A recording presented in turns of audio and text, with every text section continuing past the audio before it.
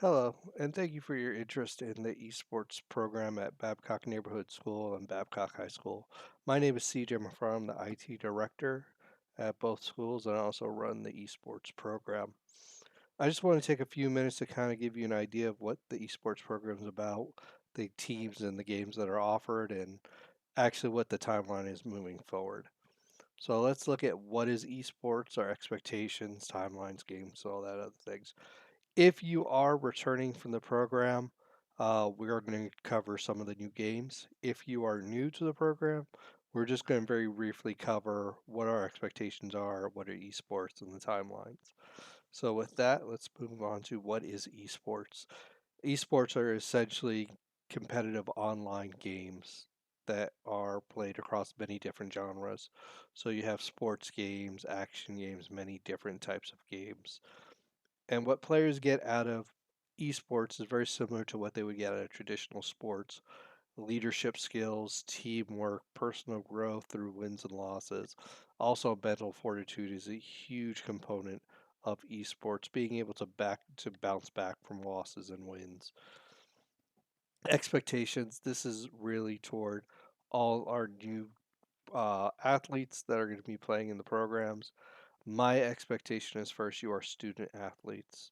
It is extremely important to me that anybody who is partaking in esports, that you know school always comes first, then your home life, third, then esports.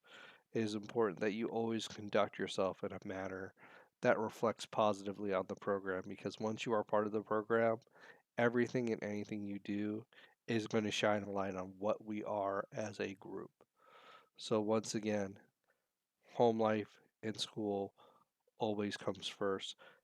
As a part of a team, you are responsible for making sure that you come to practice, that you do your homework, that you do anything you're supposed to do at home. Because when you cannot play, you are letting your team down.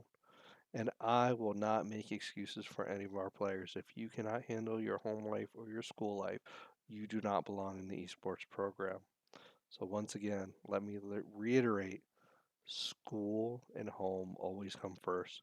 You can talk to any of the other athletes. You will hear me say that ad nauseum. School and home always come first. Upcoming season, we're going into our spring season. The middle school league is 6th through 8th grade. High school league is 13 and up. If you are 13 years and up and in 6th through 8th grade, you can compete in both the middle school and the high school league. As you can see, the preseason starts January 31st. Then we go February 14th is the regular season, and then 4/18 is the beginning of the playoffs. And you can see that the middle school and the high school both have the same schedules. So for the middle school league, the website for the league itself is middleschool.esports.com. The games are going to be Rocket League, Pokemon Unite, Minecraft, 10-minute chess, and Knockout City. The match times are Monday, Tuesday, Wednesday, and Thursday. There are no games on Friday from the middle school league. The high school esports league, we have CSGO. Overwatch may or may not be part of this season. Right now it's listed on the website, but it's not listed in the tournament guide. Rocket League, Call of Duty has now moved to Vanguard, and the developers of Call of Duty have actually marked Vanguard as mature. So they are restricting gameplay for leagues at 17 and up. And right now, there is nothing that we can do about that. I know the league is trying to work with the developers of Call of Duty to see if there's something can be done. But as of right now, the actual developers of Call of Duty have marked Vanguard for 17 and up, and they are restricting all league play to 17 and up. Rainbow Six Siege is in the same situation. That has been marked 16 and up by the developer. We have Hearthstone, NBA 2K2, Chess, Halo Infinite, Minecraft, and Valorant. As you can see, the times, CSGO is on Monday with Halo Infinite, Tuesday Minecraft Rocket League, Wednesday is Valorant, Hearthstone, Thursday is Chess, Rainbow Six, Rocket League, Friday is Valorant, Vanguard, and NBA 2K22. So some of the frequently asked questions are their fees. There are no fees. We consider esports as a sport, so there are no fees for students. Can we play from home? That is something that we're going to talk about in the next slide, but for the most part, yes, you can play from home. How often do they compete? Each sport competes once a week. Depending on the game and how many matches there are, they can be anywhere between 30 minutes to an hour and a half. Minecraft, for example, can take anywhere between 45 minutes to an hour, where Rocket League is usually under about 35 minutes. Practices, we'll also talk about that on the next slide. Can I play from school? Yes. We have the equipment for kids to play from school. We ask that you bring a headset because that way you have more comfortable headpiece. You can also bring your own keyboard, mouse, mouse pad. We have athletes that bring everything: mouse, keyboard, playpad, headset.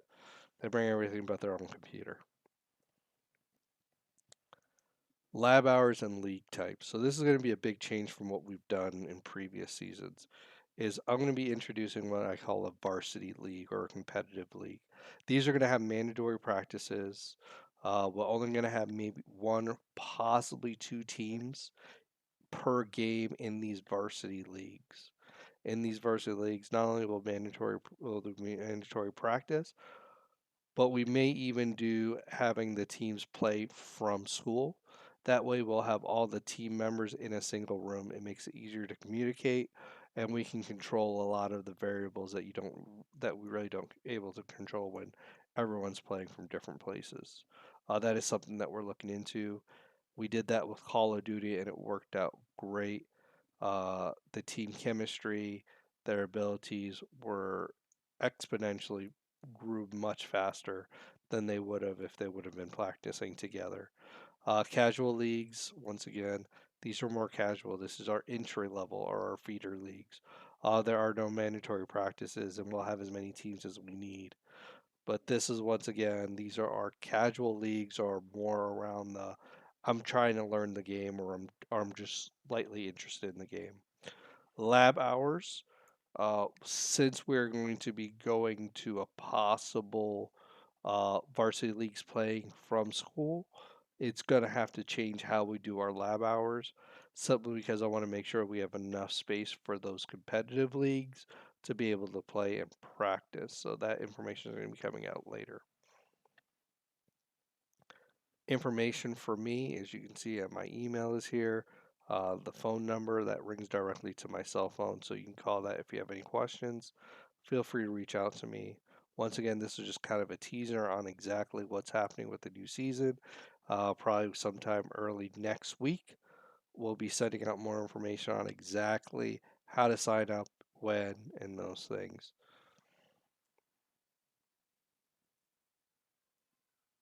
All right. If there's not anything else, which there really isn't, uh, if you have any questions, feel free to contact me. Thank you and have a wonderful day.